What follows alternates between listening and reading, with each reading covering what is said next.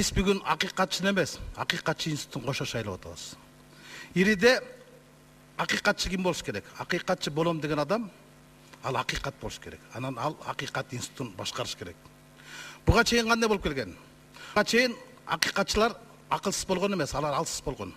Анткени ким тандаган аларды? Ким камдаган? Ким шайлаган, ким жайлаган? Акыркы акыйкатчыларды тандаган жогору жак болгон. Туурабы? Туура. Шайлаган ким болду? Биз болгонбуз, жайлаганда биз болдук. Эки ортодо Алмамбет Насыркожо айткандай биз шүмшүк көрүнгөнбүз. Азыр дагы эле туура ушундай болуп атат.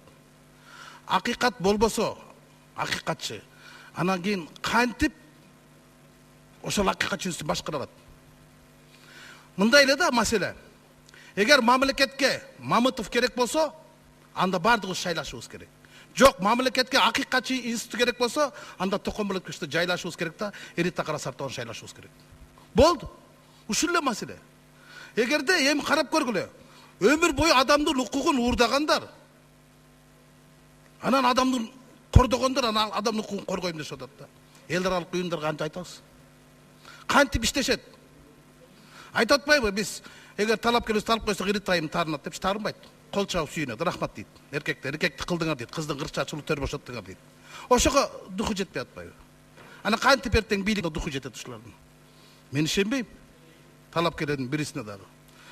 Татыктуу талапкер бул акыйкатчы институт күчтүү болгондо гана адамдардын укугун коргой алат. Ал эгер өзүнүн укугун коргой албаса, анан кантип жарандардын укугун коргойт?